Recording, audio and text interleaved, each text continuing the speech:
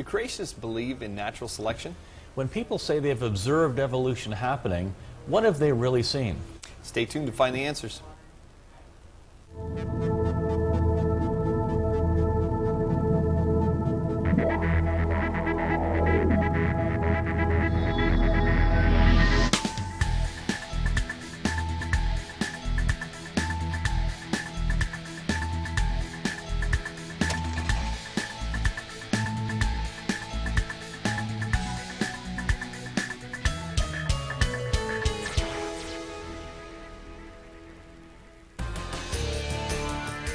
Welcome to Creation Magazine Live, the program that gives you answers to tough questions about science and the Bible. Questions like, how would Noah get all the animals on board the ark? Or where did dinosaurs fit in the Bible? And are these really important questions that people should be asking anyway? Many other questions, things like, how could all the Earth's population come from two people, only two people? Right. Today we'll be examining the foundations of biological evolution. Charles Darwin, when he wrote his famous book in 1859 on the origin of species, Right. he said that natural selection is the driving force behind evolution. That's the mechanism that he talked about as evolving one kind of an animal into a different kind of an animal. However, Edwin Blythe, who is a creationist, had written about the concept of natural selection 24 years. He'd published on it 24 years before Darwin's book came out. So the concept of natural selection was something people knew about before Darwin. That's right. A lot of people wrote on natural selection. Benjamin Franklin wrote on natural selection. Right. What's interesting about Edward Blythe is he wrote about it in a creationist context. Right, right. And that's what makes it interesting. Natural selection has always been an important part of the creation model. Right from the days of Edward Blythe, and of course it's used today as well, to answer questions like, how could Noah fit all those animals on the ark? Did he need to take one of every kind of species that's out there? Right. He didn't. Right. Because they diversified through natural selection after the flood. So Christians, many times they're surprised when we talk about natural selection in our talks and talk about it in Creation Magazine, but that's right. See, both evolutionists and creationists observe animals changing, little changes within a kind. We observe that. In fact, we could say that there's not a single observation that we make as creationists or that evolutionists make that we would disagree with. Right. We observe animals changing. We observe light coming from stars that are millions of light years away. Right. We agree with evolutionists in this area, and we'll show you why. Many people believe that carbon dating has proven the biblical timeline is not scientifically valid. It supposedly dates some material beyond 6,000 years. Because the theory of evolution requires millions of years to be viable, a young Earth position is in direct opposition to that theory. However, in many cases, carbon dating has not assisted evolutionists in the attempt to prove the theory of evolution. Take coal, for example. If in fact it is millions of years old, it should have no traces of carbon-14 in it. However, scientists to date have not yet found any coal completely lacking all carbon-14.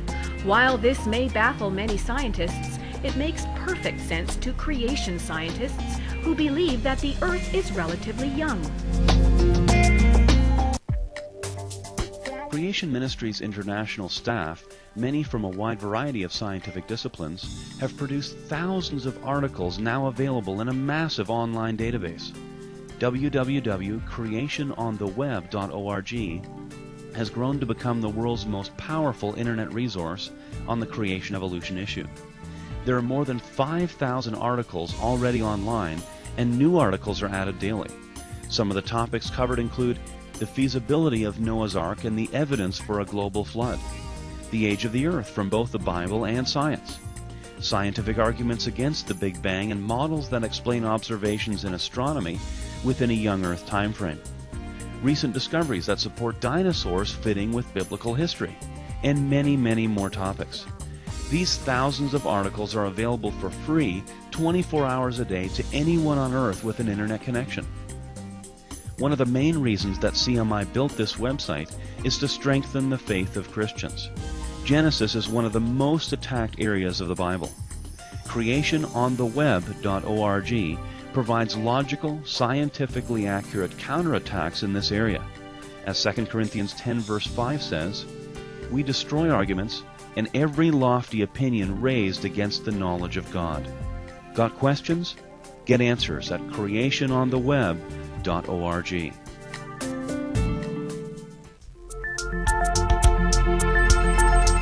The term apologetics comes from the Greek word apologia, meaning defense.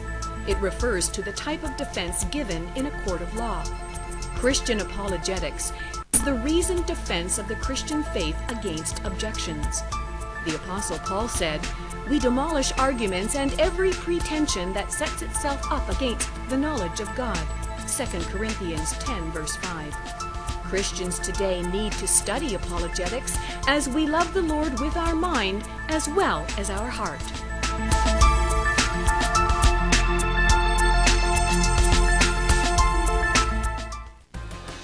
Well, as we get started here, and we're talking about natural selection today, and whether that's evidence of creation or evolution, the two explanations for how we got here, we should probably define some terms and define ways in perhaps creationists might have been portrayed, and maybe evolutionists have been portrayed. Right. And when we're talking about this subject, so I know when you go to the Natural History Museum in London, you can go and there's interpretive plaques there, and you can take a look at it, and talks a lot about natural selection, talks a lot about Darwin, and so on and so forth.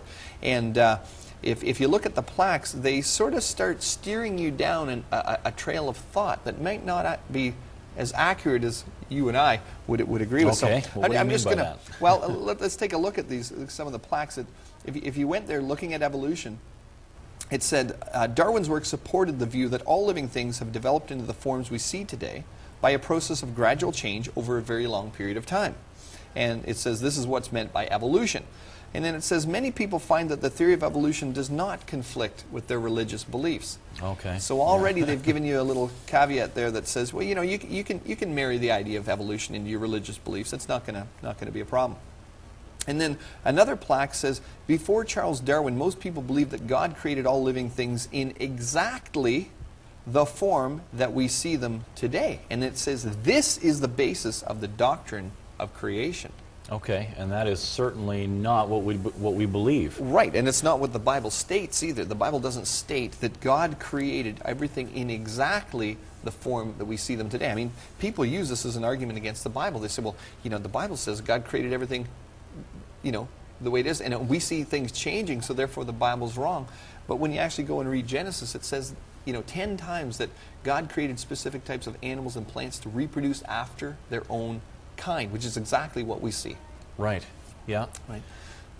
And so really the central question, we need to go on defining our terms, but the central question here is which of those two histories better describes what we see in genetics and when we see animals changing and so on. Right, but I just like to point that out because many people would just read something like that and say, oh, okay, well, see, there's evidence against what the Bible says, but they haven't really checked closely what the Bible says. Right. And so we have to go on from there. If we were to believe what the plaque there at the London Natural History Museum says, that God produced everything in exactly the form we see today, that would make God responsible for some life forms that are not that good.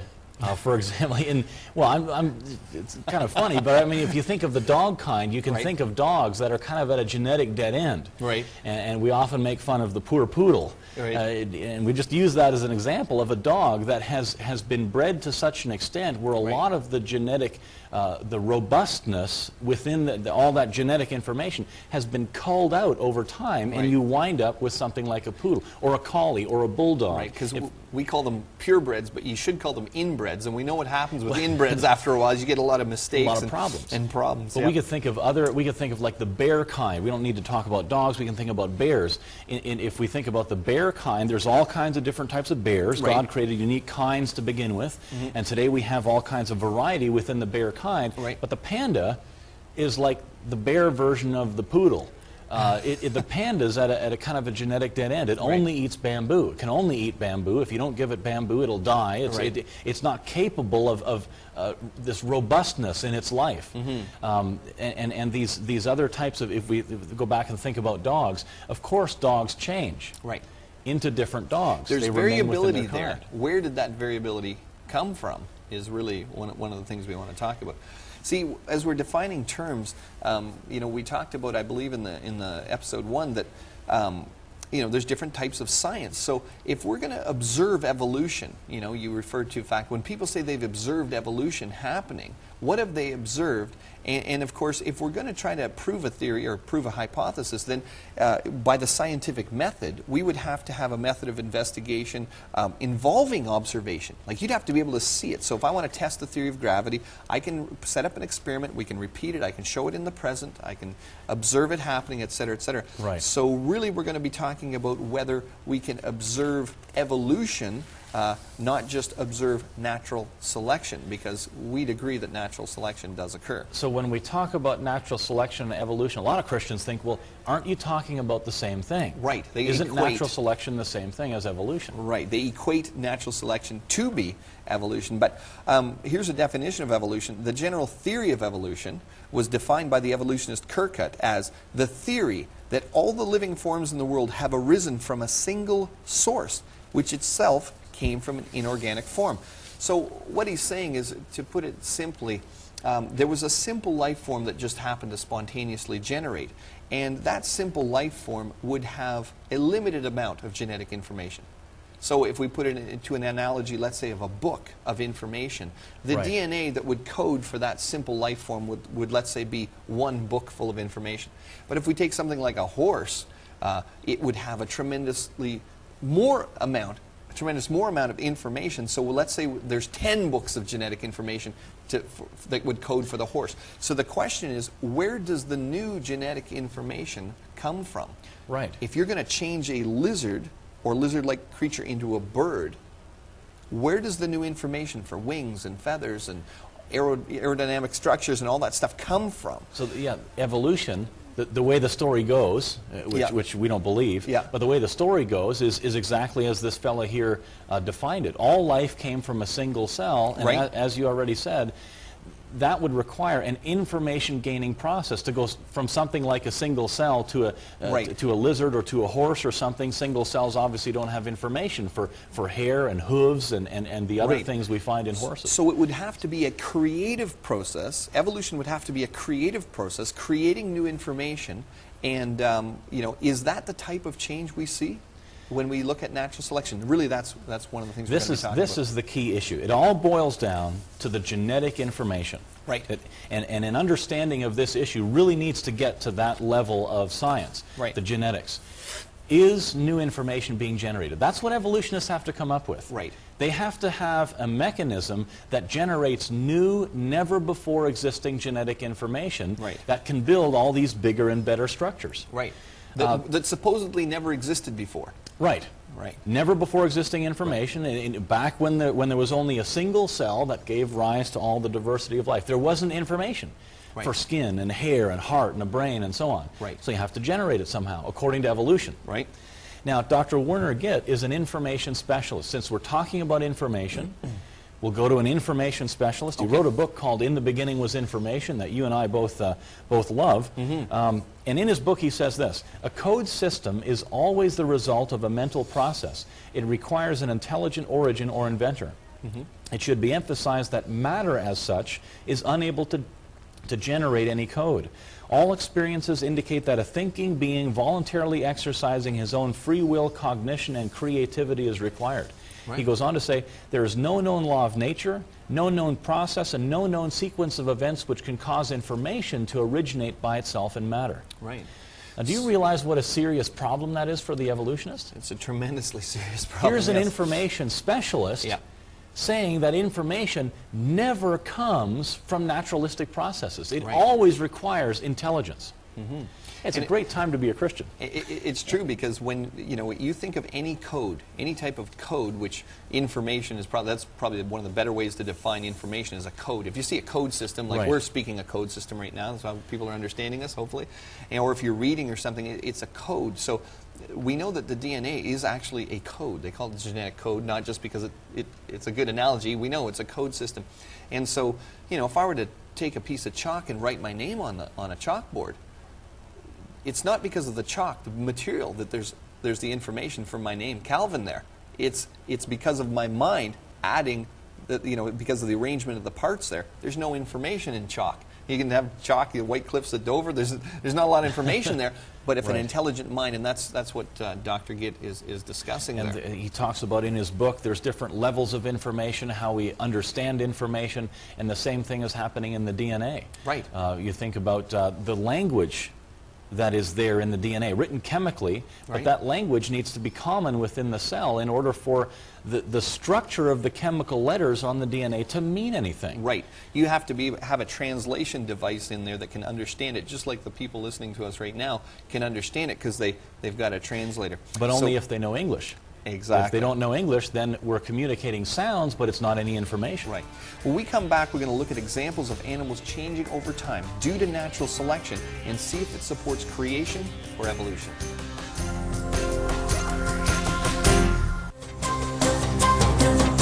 Belief in evolution has prompted a search for missing links to bolster the idea that man has evolved from ape-like creatures.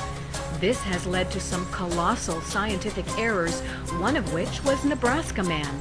Evidence found in 1922 was proclaimed to belong to the first man-like ape of America.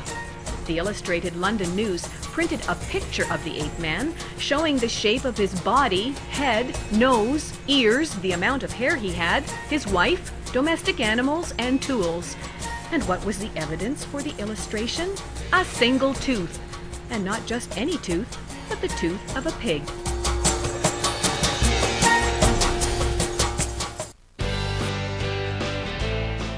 When Dr. Carl Whelan started Creation magazine in his home in 1978, little did he realize that today it would reach into some 140 countries all around the world and have such a huge impact in so many lives.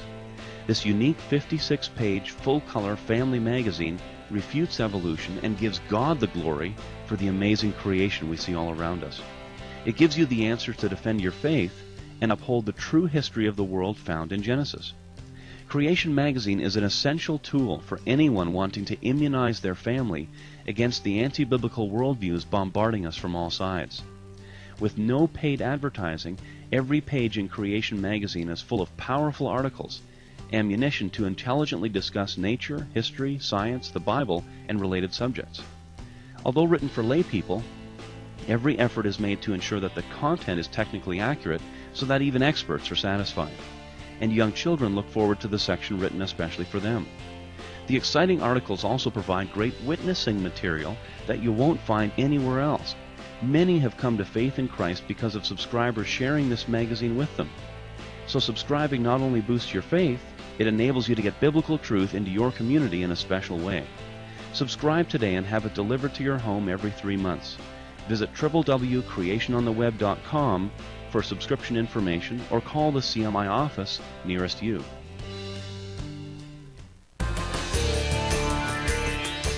We're talking about natural selection. If we use dogs as an example, dogs we know initially came from a wolf-like ancestor. Mm-hmm. And this is not something that creationists are saying. Evolutionists agree with this. And yet today we have a huge variety within the dog kind. Right. Yeah, there was an article in Science magazine in November 2002. It said genetic evidence for an East Asian origin of domestic dogs. I'll just read you what it says. It says the origin of the domestic dog from wolves has been established. We examined the mitochondrial DNA sequence variation among 654 domestic dogs, representing all major dog populations worldwide, suggesting a common origin from a single gene pool for all dog populations. So they're admitting that they've examined the evidence and they know they can, everything you see today, poodles, Great Danes, Chihuahuas, all the variety of dogs. Of course, we know because of the breeding experiments we've done in the last 100 years, we can create a lot of different variations or what they call species of dogs, but they say that they can trace them all back to wolves. So how do we get, that's the question, right. How do we get all these different varieties of dogs?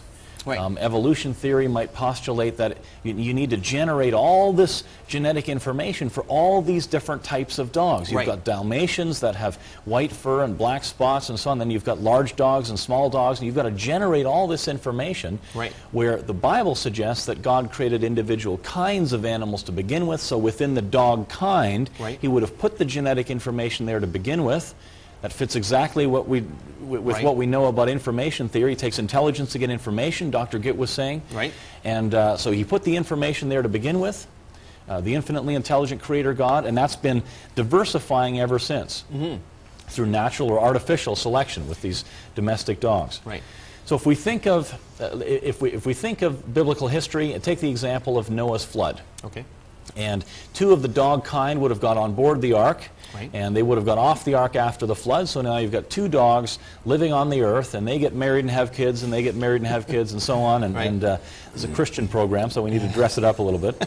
But each one of those pups is a little bit different than mom and dad. The genes have combined in different ways. Right. Now, in some of those pups, they've lost some information. And this is the way it works. The genetic recombination, you don't get all the information from mom and dad dog, all of that information Right. in one of the pups. You get a mixture of that information. They're still the offspring of those parents, but they're a little bit different than mom and dad. And Right. we could relate this to people, people with different characteristics Yeah. and so on. And we're just talking about dogs just because we're familiar with them and so on. And there's so many varieties, and we know that they came from a Right. single wolf-like kind. I mean, I got to become a grandpa last year, which was pretty cool. And when my... How old are you? You're 38? No, I'm 40 and, now. And you're a grandpa. I'm 40 Okay. and I'm a grandpa, yeah. How I does got that married work? young. My oldest daughter got married young. But, you know, when little Eliana came along, one of the first things, and of course we did it with our kids, is you're looking at the baby and you're going, oh, look, she's got mommy's eyes and right, daddy's yeah, ears. yeah. And because everybody knows where the information came from. It's not a big mystery. You know that the information got passed on from mom and dad, but she didn't, you know, she got certain information for certain traits from mom and certain information from certain traits from dad. It wasn't spontaneously generated information. So going back to the dogs, we Yeah. now have a population after the flood of a variety within the dog kind through genetic recombinations, mother and father to offspring and so on, Right. to these pups. Now imagine that we get to the point of the Tower of Babel. And the people scattering away from Babel, let's say they take some dogs with them to different climate areas over the world. Right.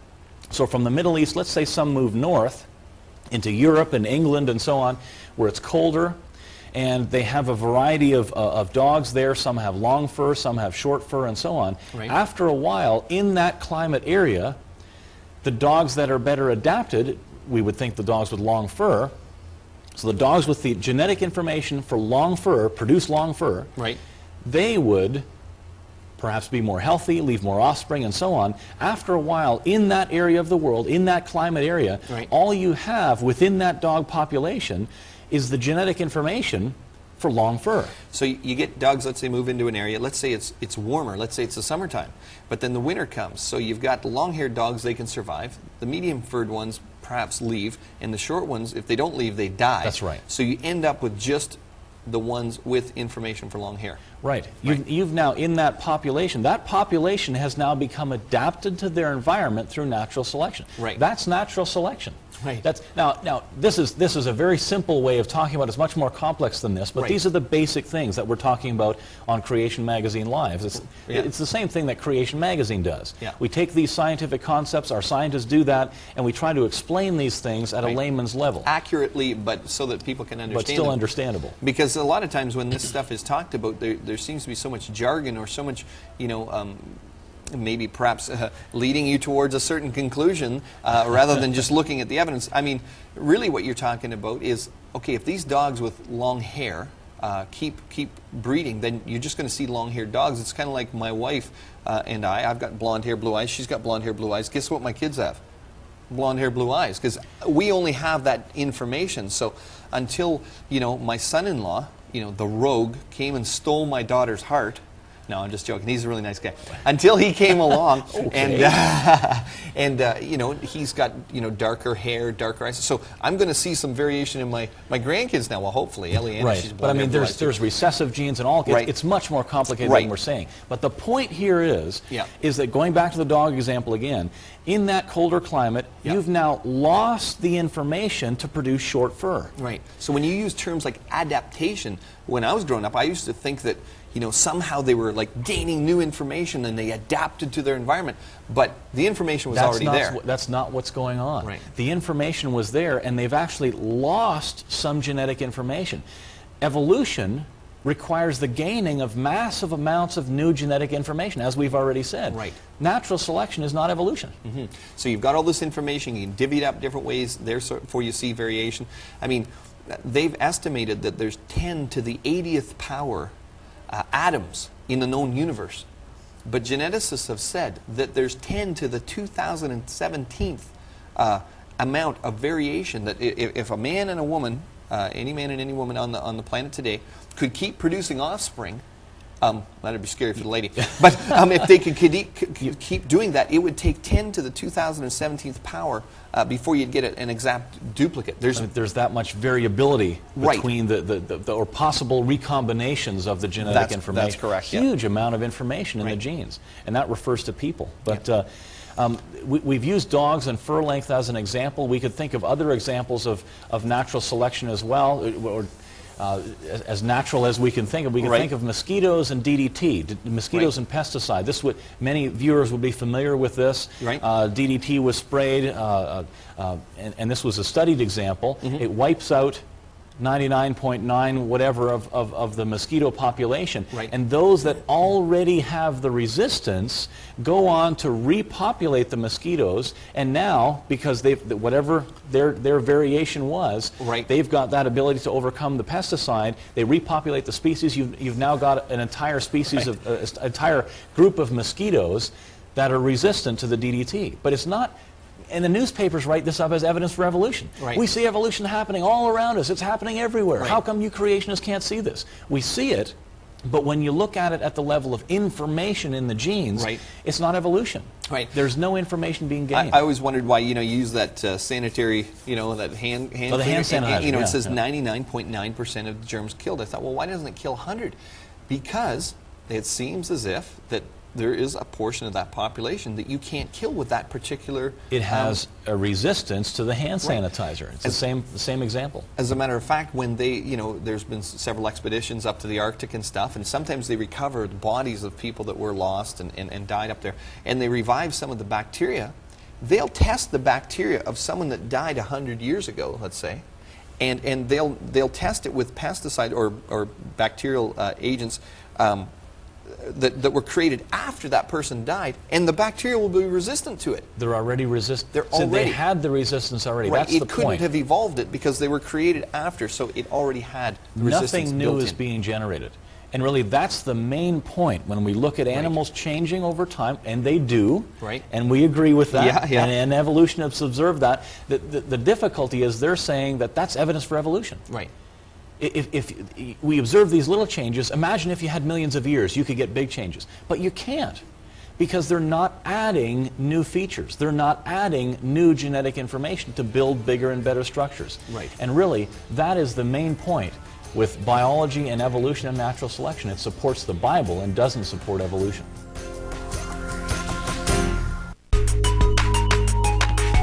Some people believe that aliens from distant planets may hold the key to understanding the mysteries of life.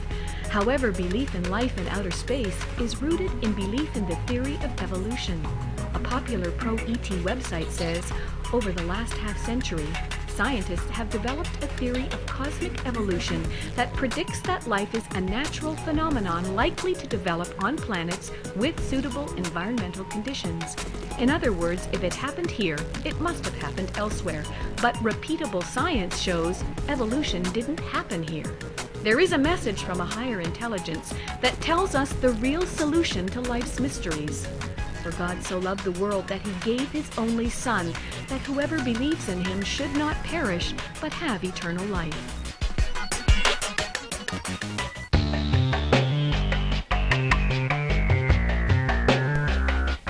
Refuting evolution is a hard-hitting, point-by-point refutation of today's arguments for evolution. Written especially for students from high school to university, it's one of the most powerful summaries of the arguments against evolution and for creation. Author Dr. Jonathan Sarfati, a PhD chemist with Creation Ministries International Australia, systematically unravels evolutionary claims in the key areas of the debate. He starts by showing the starting biases held by both creationists and evolutionists, and how it guides their interpretation of the facts they examine. From there he moves on to cover topics like variation and natural selection, missing links, ape men, the Big Bang, the age of the Earth, and more. Dr. Sarfati swiftly debunks many of the grand claims made by modern evolutionary theory, while simultaneously showing that scientific models proposed by biblical creationists provide a better explanation of the world around us. One of the most popular creationist books of all time, this top-selling book will help stimulate much discussion among students, teachers, and anyone interested in understanding the science behind the origins debate.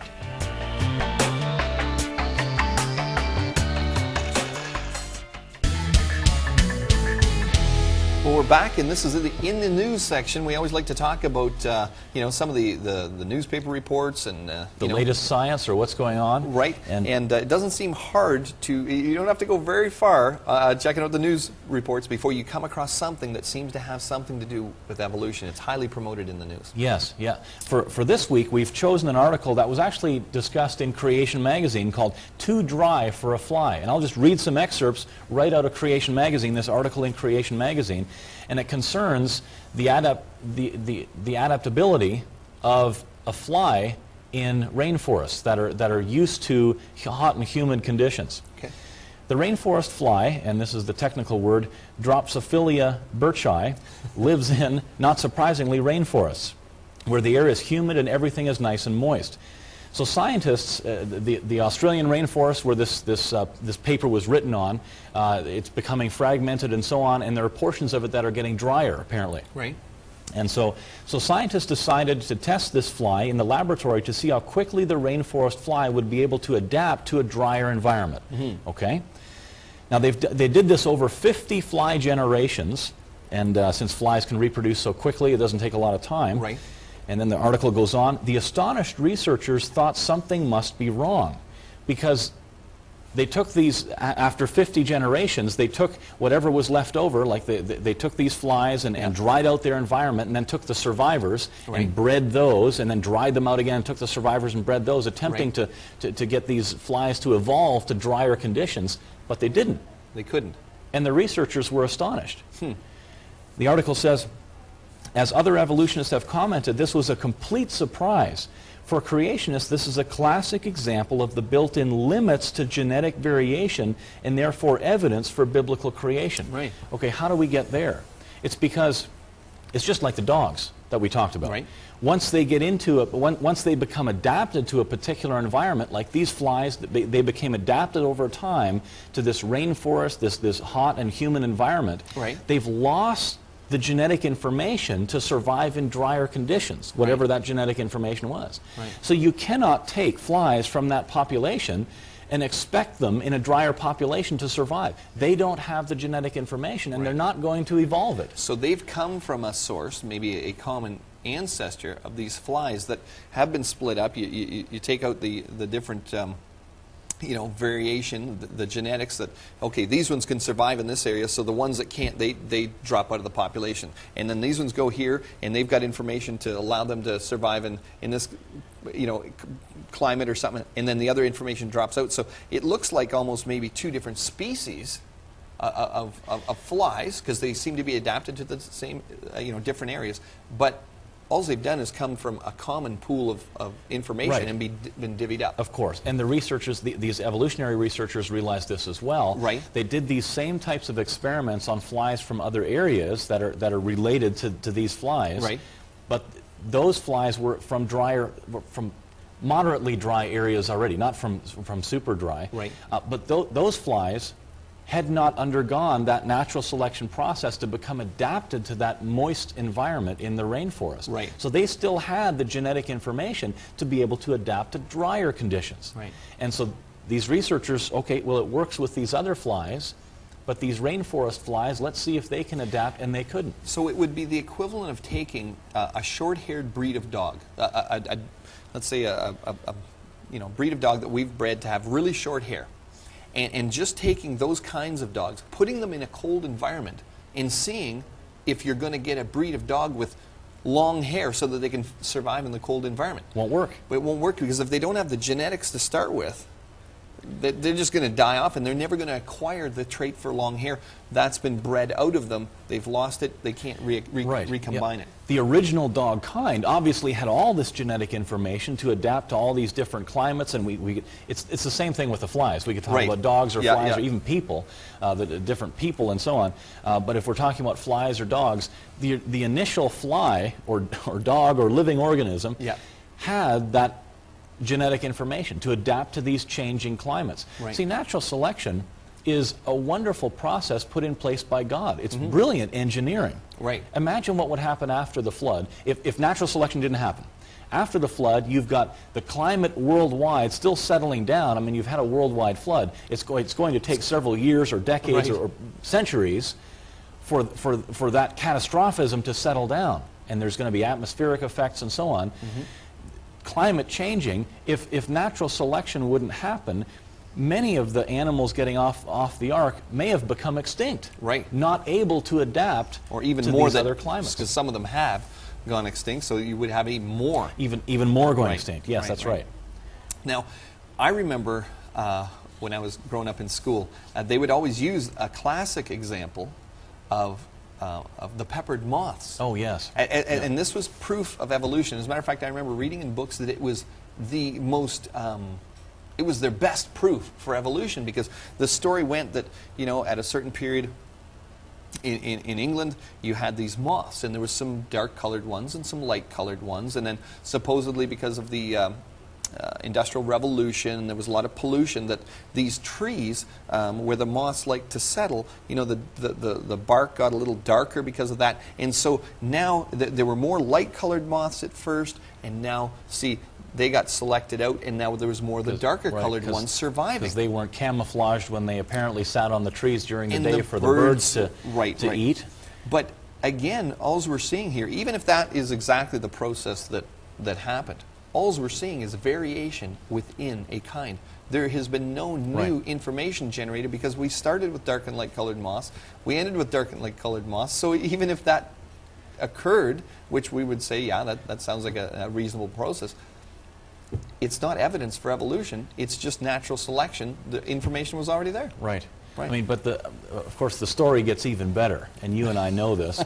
It's a number of years ago that it was found that those moths don't even sit on trees during the day. That's right. They were glued or pinned to the trees in order to take the photographs. That's right. So it gets worse and worse. Not only is it not an example of evolution, it's kind of a poor example of natural selection anyway. It's just you have both of these things living at the same time, not one becoming another over several generations, and it's just okay, now there's more dark moths and less light moths, and after a few years there's more light moths and less dark moths. In the news recently too, I saw there was another group of scientists, and they'd gone to the islands where, of course, Darwin had gone, and they're studying the finch beaks again, of course, because that was another example of natural selection. But when you read the article carefully, it just was, again, okay, there's variation within a kind. You know, birds have a group of you know, babies, and some have longer beaks and some have large, and some are better adapted to different times. But I mean, Darwin observed different types of animals, and he thought they had a common ancestor. That's exactly the same thing that we would say as creationists.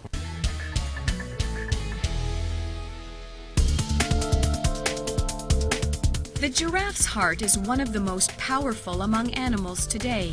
It needs to produce enormous pressure to get blood all the way up its long neck to its brain.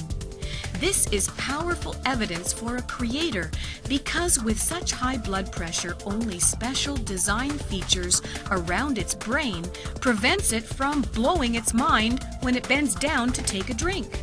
This is a problem for evolutionists to explain, because without these special features, a giraffe bending over the first time to take a drink would die. But if the neck was shorter in the past, then it wouldn't need the special features. This means that the giraffe must have been designed with all of its features at once, just like the Bible says. For details, see creationontheweb.com/giraffe. People are constantly being told that evolution is happening all around us. But is it really? The 60-minute DVD presentation, Dynamic Life, Changes in Living Things, deals with one of the most confusing aspects of the creation-evolution debate by focusing on a key issue. Are the changes we see in living things actually evidence of evolution? This superb presentation reveals that the examples most commonly used to support evolutionary theory are actually the opposite of evolution. Learn exactly what natural selection is and what it can actually do. What are genetic mutations? Are they a benefit to evolutionary theory? Are they ever beneficial? Find answers to these and many more of the most commonly cited examples of biological change used to promote evolution. What about insects evolving immunity to pesticides? Is that evidence for things getting better in an evolutionary sense? Does antibiotic resistance support the theory of evolution? What's the difference between adaptation and evolution? This DVD will not only show that evolution has not been observed, but will also cover the basics of the creationist model of biology. Skeptics will be amazed to find out that both natural selection and mutation fit beautifully within a biblical framework and are powerful tools to defend Genesis. This video presentation is excellent for high school level and up.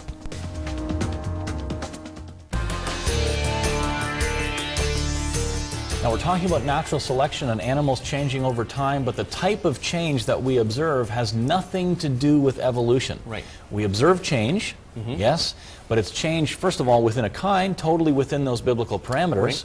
and nothing new genetically, no new genetic information is being added to the genome. Right.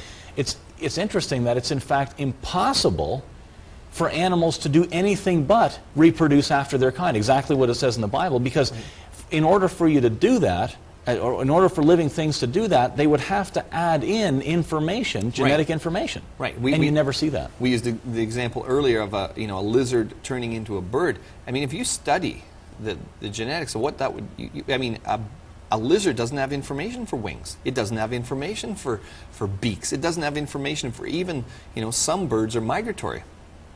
Right, and that's a program within their brain to enable it to do that.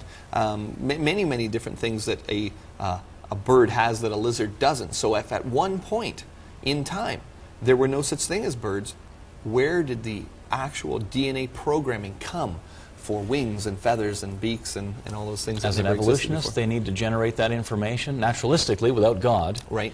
And there's no mechanism that'll do that. Right.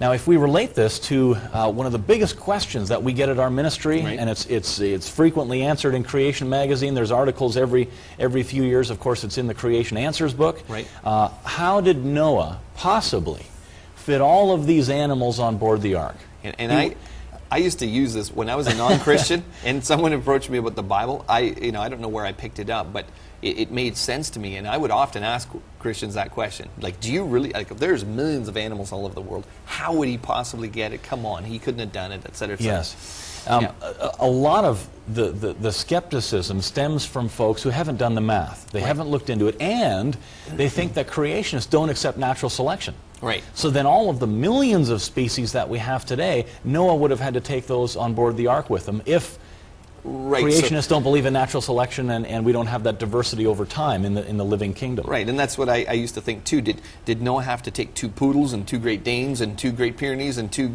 and so on and so forth? And then, of course, the problem became so staggering that I didn't even think the Bible was credible, because that's the way I'd been had it presented to me. So let's answer the question just quickly. How many animals would Noah have had to take with him on board the ark? That's the first thing that needs to be determined. Right. John Wood Moraphy, a fellow who wrote Noah's Ark, a feasibility study. Right. This is a resource for a serious inquirer, because it answers just about every question that skeptics have thrown at the story of Noah and the flood. Right. A great book.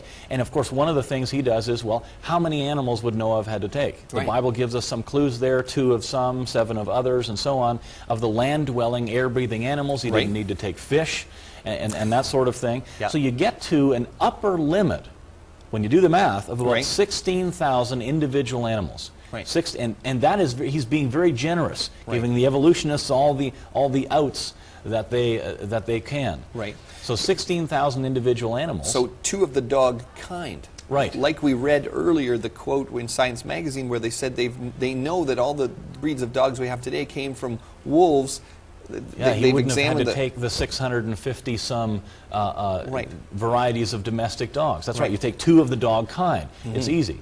And then you need to calculate, well, how much floor space would there be in the ark, and what's the average size of all those 16,000 animals? Right. You get to an average size of about the size of a large dog, like a German Shepherd dog or a sheep or something like that. And the ark, the Bible says, had 3 decks. If you figure, well, how much deck space would 16,000 sheep-sized animals have taken up, and you get to about 1/3 of the floor space of the ark. Right. Plenty of room left over for things like swimming pool and badminton court and whatever else. No, I'm kidding, of course, but plenty of room left over for food storage and whatever else they would have needed for that year-long time that they spent in the ark. And the book you referenced, it's a great resource, because as I've picked through it, he's answered questions I never even came up with. I mean, if you're a real skeptic on whether this could work or not, I mean, because there are some realities when skeptics ask questions like that. You know, we don't deny. I mean, if somebody brought 2 horses into this studio right now, boy, you know, that's a lot of work to care for 2 things like that, and of course you got to feed them, and so he goes through very much detail. You know, how would you clean them, and how would you keep care of them, how would you feed them, and like so many things he answers. But when you actually look at it, he goes, wow, yeah, that's very, very possible. You know, it's not just a fairy tale. Right. It's not that it's not that it's easy for 8 people to take care of that, but he's demonstrated conclusively, I believe, that it's not impossible. Right. And it's very doable. Because we get people, you know, if you're going by the Bible, which is what our ministry says, Bible first approach, you know, what about dinosaurs? Because land animals were... that's another topic, isn't it? It is, but when you're talking about the ark and animals on the ark, I mean, we would say, well, land animals were created on day 6. Man was created on day 6. Therefore, one of those big things that we get asked about... Dinosaurs lived with man? Right, and did they get on the ark? And look, they're so big. And, you know, I think every time someone finds a scrap of bone in the ground, you know, they want to, you know, it's a dinosaur, they want to get their name called after, you know. So if I found that, it'd be a Calvinsaurus or something like that. We need to do a show on dinosaurs. In one of the upcoming weeks, we're going to do that. We have to do that. Such a big topic. Now, the dangerous, I believe, part that this natural selection plays in the public eye is what's happening in public school systems. Right. Because in the public school system, what teachers are saying, and some of them don't know any better, they're just teaching out of the textbook, is students, look at these little changes in living things that we observe. That's proof of evolution. And we do. We observe that. We have no problem with these little changes. But then it's kind of a bait and switch. Look at these things over here.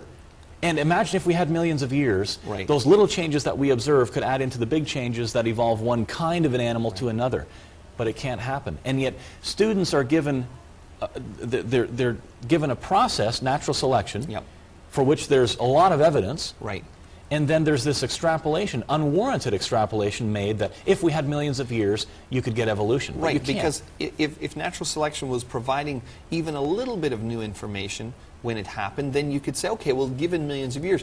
But natural selection tends to eliminate information. As you were saying earlier, a poodle has less information than a wolf.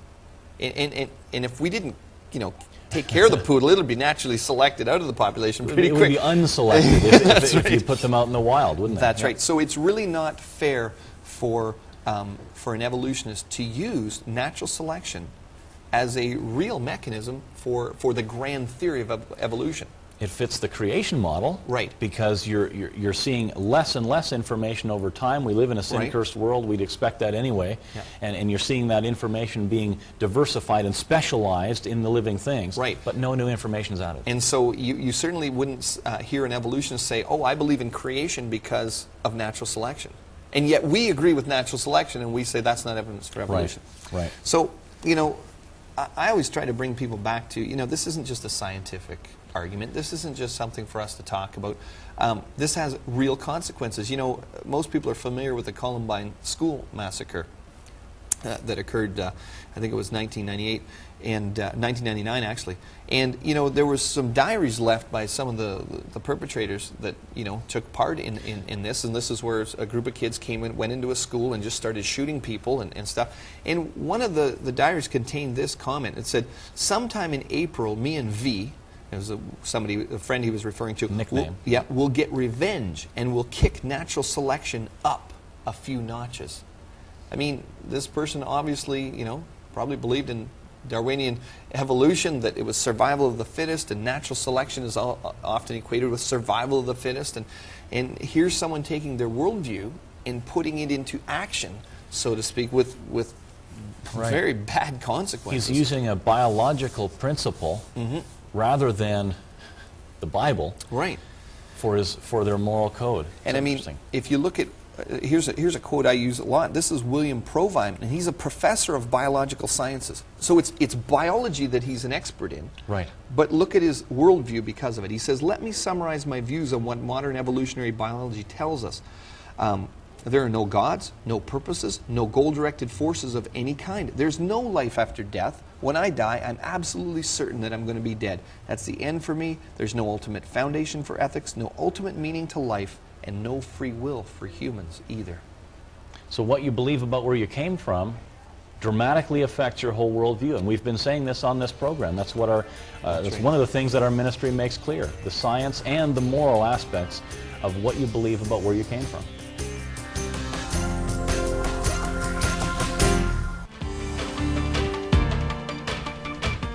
Since Eve was formed out of a rib from Adam, some Christians have grown up believing that men have one less rib than women, which they don't.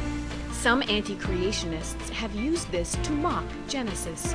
But today, if someone loses their hand, it doesn't mean that their children will be born without hands. Interestingly, ribs are one of the few bones in the body that can grow back if removed, as long as the periosteum, the tissue around the bone, is left intact. So even Adam would have had the same number of ribs as everyone else.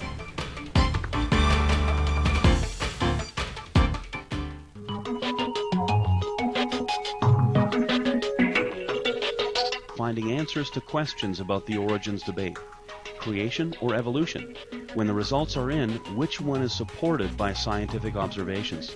Find out at creationontheweb.org.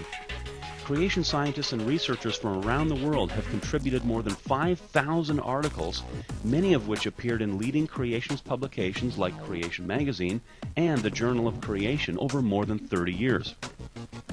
A new daily front page article keeps web visitors informed about the latest breaking news in the creation evolution debate. When news breaks about the latest evolutionary ape man, or some major supposed evidence for evolution, check out creationontheweb.org for a Christian creationist response. Each weekend, the website features a feedback article, a response to web visitors' email feedback. Often, the anti-creationist arguments in skeptics' emails are refuted in a detailed response by a CMI staff member. So in a very practical way, believers can see that the Bible, and particularly Genesis, can be defended against skeptics' arguments. The website includes an online store where you can browse through hundreds of the world's leading creationist books, DVDs, and related materials, all available to build up the faith of the believer. Got questions? Get answers at creationontheweb.org.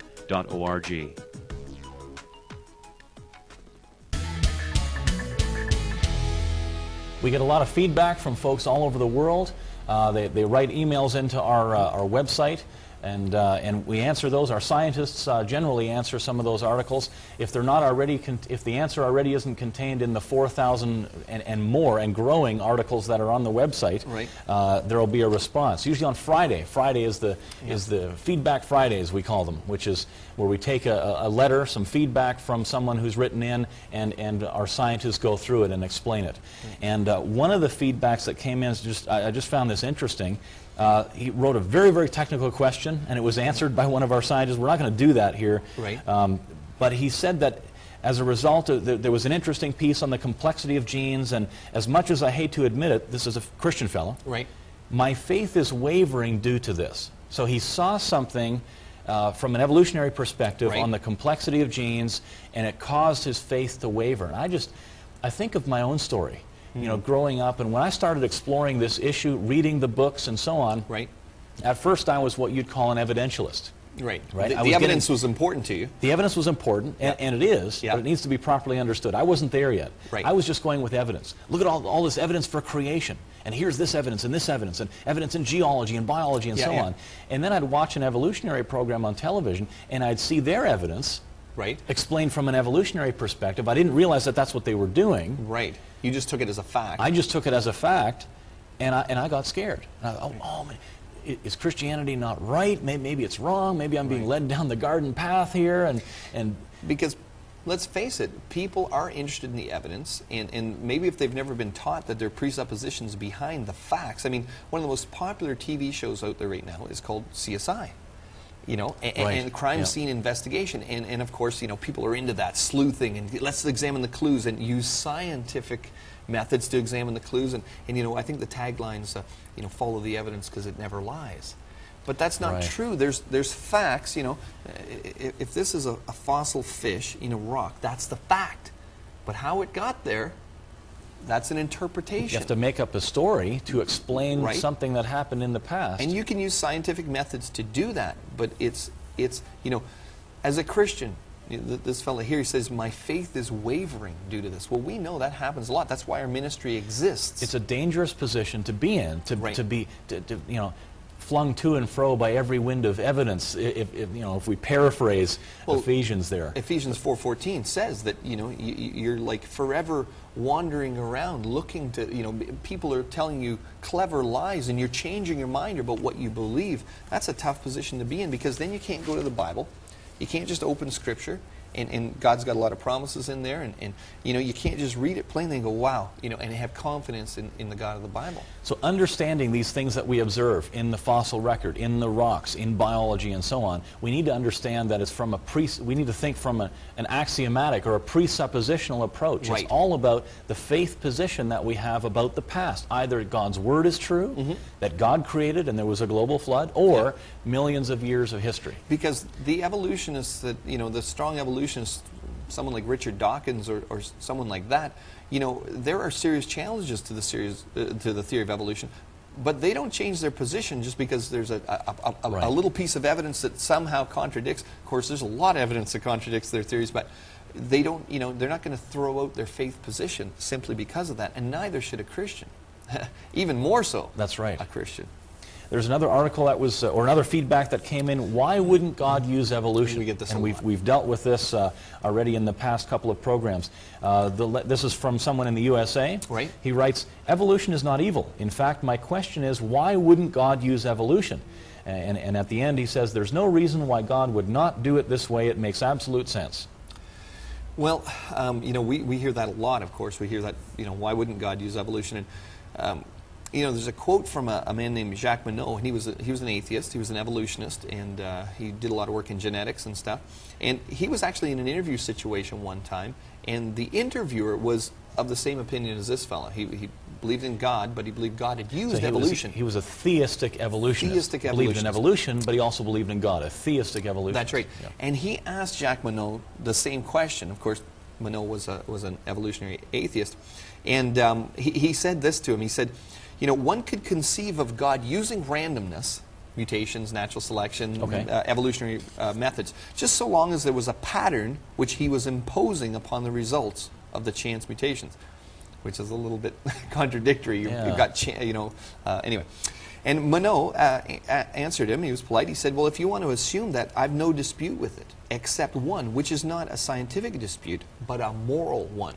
The evolutionist knew the moral implication. He said, namely, selection is the blindest and most cruel way of evolving new species and more complex and refined organisms. And the interviewer said, cruel? And Monod said, well, yeah, because the more cruel, because it's a process of elimination, of destruction. The struggle for life and elimination of the weakest is a horrible process against which our whole modern ethics revolts. An ideal society is a non-selective society, one in which the weak is protected. And he said, I'm surprised that a Christian would defend the idea that this is the process which God more or less set up.